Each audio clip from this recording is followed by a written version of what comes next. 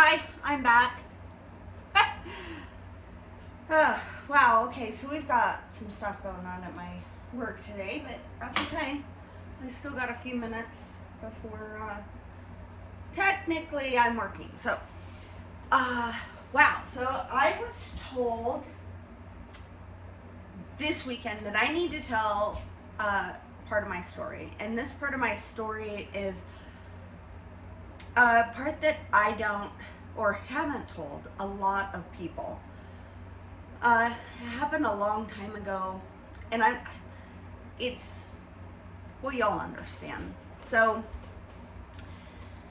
in 1989, in Kalispell, Montana, my family went there for my uncle's funeral.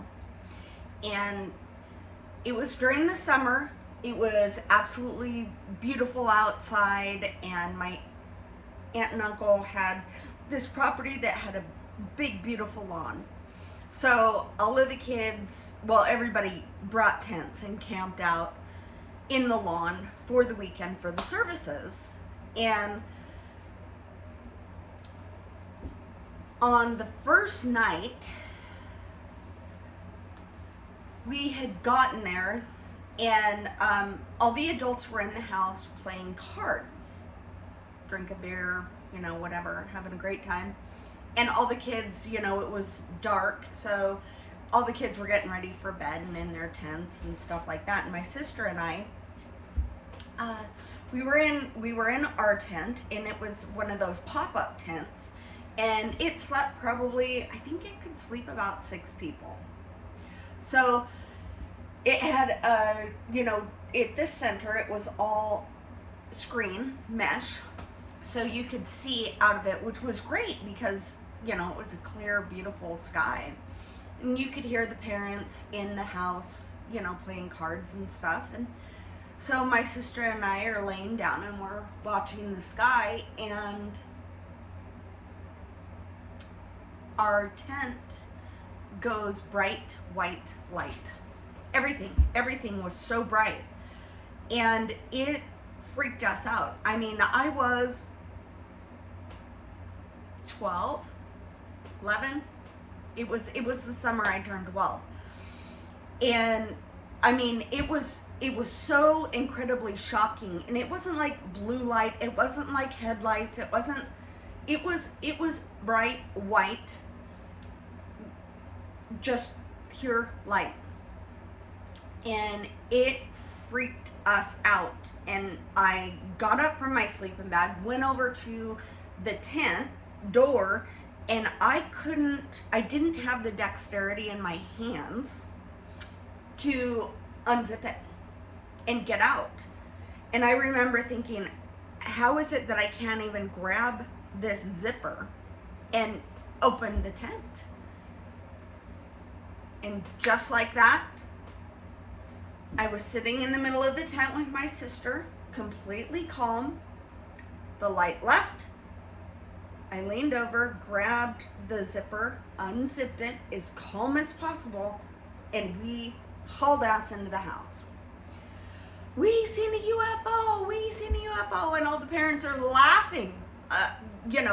All the adults were laughing at us, and my mom kind of pulled us aside, and she's like, oh, well, slow down. Tell me about it. And my dad hadn't gotten there yet. He was showing up the next day because he had to work late.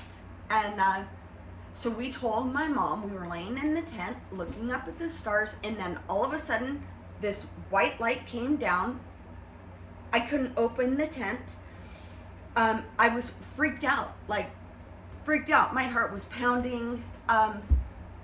It was scary for me. But then the next thing I knew,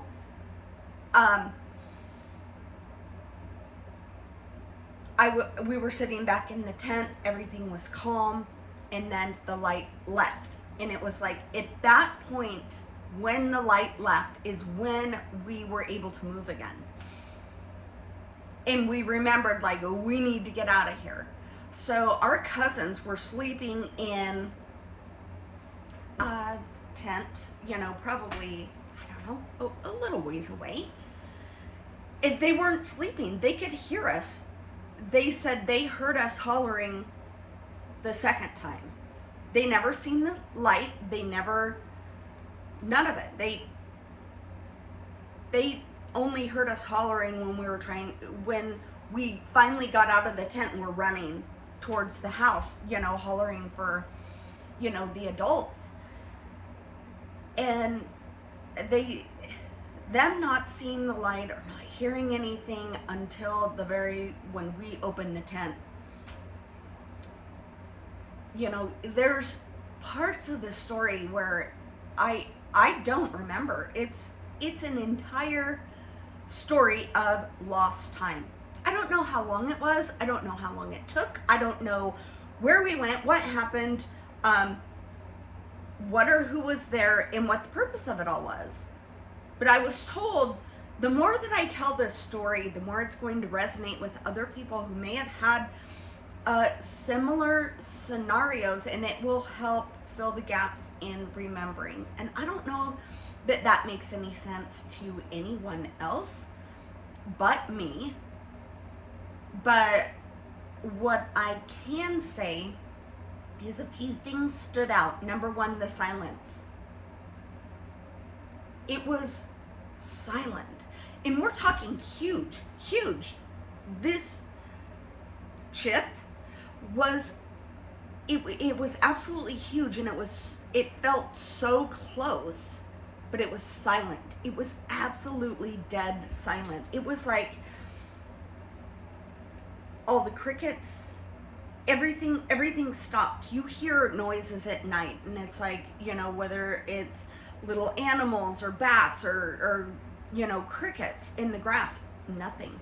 There was no noise, no wind, no water, no nothing. It was silent, pure silence. And my sister and I both had the same account. We don't remember what had happened. And when I started doing QHHT, I told her, let's do a session. And because I can go into meditation, I can ask questions and I can get answers, but they will not give me any answers for anything pertaining to that. And I've asked a lot. I've asked God, I've asked the angels, I've asked guides. I don't get anything. And they just simply say, well, you'll know when the time is right, you'll be able to remember, and what goes on, it will all come back. So I don't really know the reason for that. It's just like it wasn't time. And over the weekend, I was told, share more of your story. Share this part of your story because it's going to resonate with other people and it'll help fill in the gaps. You will start remembering. Something about now is the reasoning for that. I don't have any answers. I don't know what's going on. All I know is that what I was told. So I'm going along with it. But when I did the QHHT session with my sister, and she didn't remember this, and I just talked to her a few weeks ago about her session, and she's like, no, I didn't even know. I don't remember. I never listened to my recording, whatever. She stated in her recording, as we went back and we asked questions about that. I asked the questions as she was under. QHHT is quantum healing hypnosis therapy. Okay, so things that are bothering you, you can actually get the person in a state of hypnosis and bring out the part of them, the subconscious, the higher self, guides, to answer the questions, because you pretty much allow the person to set aside the egoic part of them, the one that wants to be in charge and second guess everything. That's the part of your mind that is like, this is not real. Okay, so that part sets aside allowing the full communication of who you really are to converse with. So I asked questions in regards to that, and they stated that in that time, gifts were given, but would not be activated until later. Now, my sister and I have always had this insane connection to where if I scrape my leg on a rusty nail, she's the one that gets TMJ. If I'm dehydrated, she gets the headache, and vice versa. We went to the casino on Friday night, and she says, well, when you run into so-and-so, give them a big hug and tell them I said hi. I was like, okay. It's just something that there's just no question.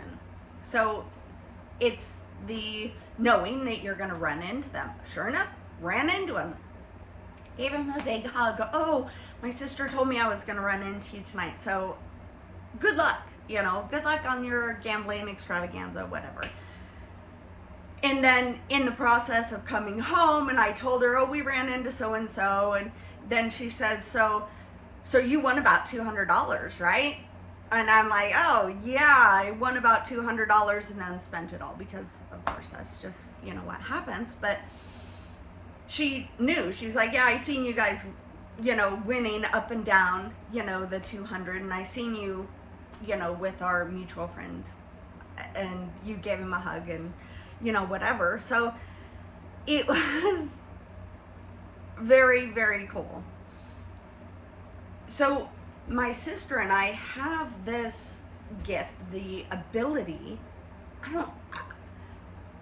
I'm not even going to say it's, I don't know how to explain it, because there's psychic, there's mediumship, there's, like her boyfriend says, well, I talk to Jesus all day long, but you're the one that hears from him. So we both have the ability to quiet the inner storm and hear what it is that we're supposed to hear. And I don't really know what that's called. All I know is that we're able to receive the information. And I don't know if that's part of the gift that we were given in that particular scenario, but I know that it's prevalent and I know that it's there. A few years back for my birthday, my husband got me tickets to go see Suzanne Giesemann and do it was a weekend seminar type thing.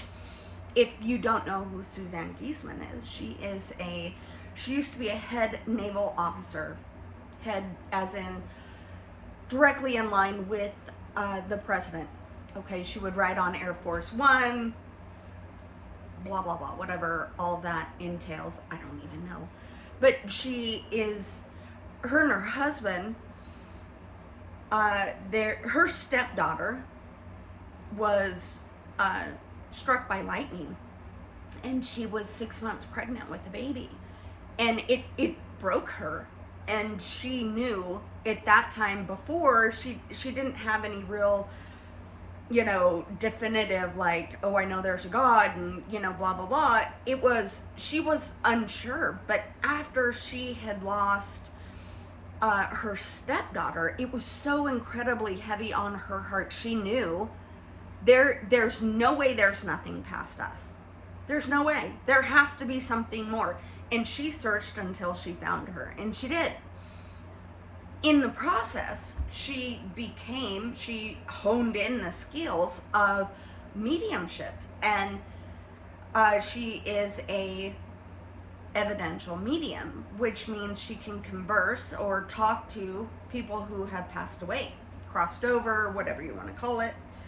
But because I have similar abilities, my husband's like, oh, let's go to this seminar, whatever, it's the weekend of your birthday. So we went. And in the process of going there, One of the last exercises that we did was to read someone in the crowd that we didn't have any connection to. So I turned around and I started speaking with a gentleman that, you know, I don't know anybody from Adam, right? I keep a really small circle. And I was talking to him, and, you know, in the process of reading his field, I hit everything right on the dot, even down to his favorite place of travel internationally, that he was a public speaker, down to the type of suits that he wore. Very, very specific things. In this whole entire process, he is just, you know, awestruck and like, wow, this is insane. So at the end of that, she asked the whole entire room, okay, so who had, you know, experiences, who got what right? And so a few people went along, and he had raised his hand, and she called on him, and he said, she got everything right, down to the type of suits that I prefer to wear, where I like to travel, what I like to do, and the fact that I'm a public speaker. And and I won. I won the token, the prize, whatever it was. So I keep that little token as kind of a reminder, and it's interesting in the fact that when you do things like this and you have the ability to connect, you know, some people are like, oh, well, aren't you afraid you're gonna let in the devil or whatever? And I'm just like, you know, for me, the way I do this, you know, I center and I get myself grounded, and I call in my angels and ancestors and loved ones to surround me, and only those who are in need of communicating with their people, they're escorted in by my guardian angels. So it sounds kind of funny, maybe, the way I do it, but I've gotten information that's helped a lot of people, and I don't know if this is one of the gifts that they gave, but I know that when, you know, I had tapped in this weekend and I was told, tell your story, tell this part, it's going to resonate with other people. They're going to hear it, they're going to remember, it's going to help fill in the blanks. Because even though I heard it from what my sister had said, I did not hear it, remember it in my heart, in my bones, in my soul. It's almost like a secondhand story. And I don't know if everybody that has had similar circumstances has walked away from things like that with gifts, knowings. I don't know what to call it. I don't know. Excuse me, this part of that small little slice of my life is one that I have so many questions on. And it doesn't scare me. I almost kind of feel like if it were to happen again, I would remember. And I just hope that this video reaches whoever it is that needs to hear it, to know that you're not alone and I'm not alone, and maybe, just maybe, our occurrences, our sightings, our lost times, something, you know, matches up. I mean, it didn't have an effect on my everything, but I do know that I've always, and maybe it was after that I really recognized, but the gifts, you know, and a lot of people don't fully understand because it's not something they can wrap their head around. I don't know how to come to grips or what exactly to ask. What am I looking for in telling this story? All I know is that when this story is told, it will reach those that it needs to reach, and it will help fill in the gaps of lost time and help me remember what happened. And maybe it will help others to tell their story. A lot of people say, well, I'm gonna be called crazy. You may, but here's the deal. If you're crazy for having an experience that you didn't call in,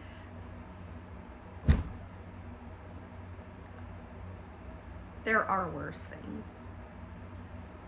And maybe it's just the fact that I really stopped giving a shit what anybody thinks a long time ago.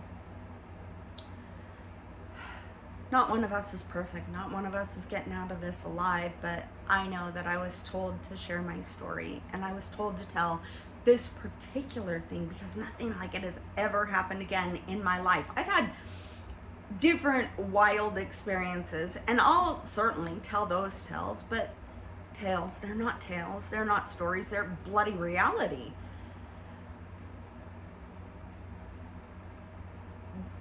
But this is something that is usually put on the shelf, and there's another story that's also put on the shelf, and that will, I'll be led to tell that story also.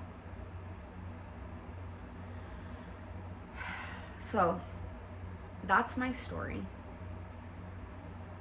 and please let me know if you've had any similar circumstances, what you heard, what you felt, what you remember.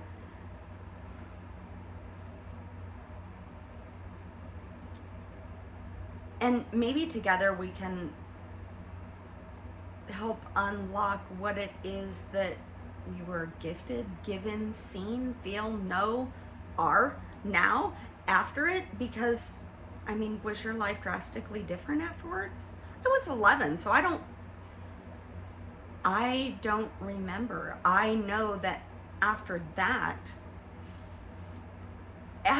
it was almost like there was a change, you know. It was going from elementary school into middle school, and there's always big changes when stuff like that happens, you know, when you go from, it's like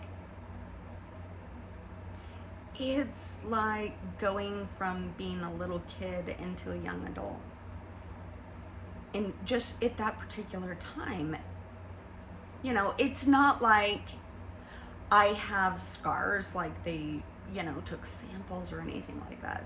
I don't have any scars. I don't have any birthmarks. I mean, we all have moles, but that's like everywhere and on our hands, back, and stuff like that. But I just hope that this video reaches whoever it's intended for, so that somebody else might know you're not alone. And the full intention that I have in sharing this video isn't to put fear, but bridge the gap of, you know,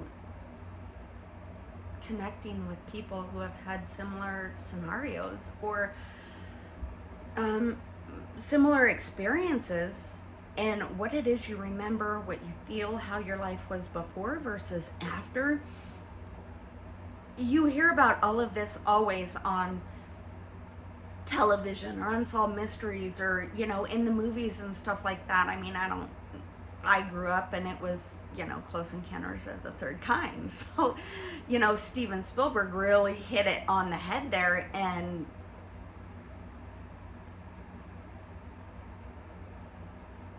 I don't know what it all means. I don't know where it's all going. All I know is that somehow or another, I know I'm not the only one who's seen that. And I know that I'm not the only one in this world who has felt that. And the things that stick out to me is the silence. It was so silent. It was huge. It was absolutely huge. And under no circumstances should nobody else have been able to see that light. Everyone should have seen that light. It would have lit up an entire football field, for Christ's sake. Sorry. But it didn't disturb anyone. Not the noise, not the light. My aunt said, oh, well, we live next to a airport, you know, a small rural airport. We said, no, you don't understand. There was no noise. No noise, none whatsoever. I could see clearly, like the light.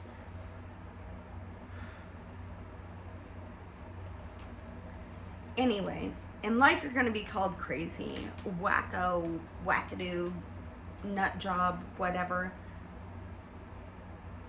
Until everybody else starts realizing, oh, I remember. You're not the only one. It's a long video, so if you hung with me through this, thank you. Thank you for listening to my story, even though it may or may not have made any sense to you whatsoever. Just you listening may help me remember what I was told happened, or, you know, I listened to what my sister said, but I don't remember my own experience, and that's what I want to remember. That's what I want to know. So thank you. If you made it this far, thank you. Let me know if you've had any of these experiences. If you're looking to be rotten and nasty and negative, just scroll along. If nobody's told you today, have a good day. You're important, you're amazing, and I love you.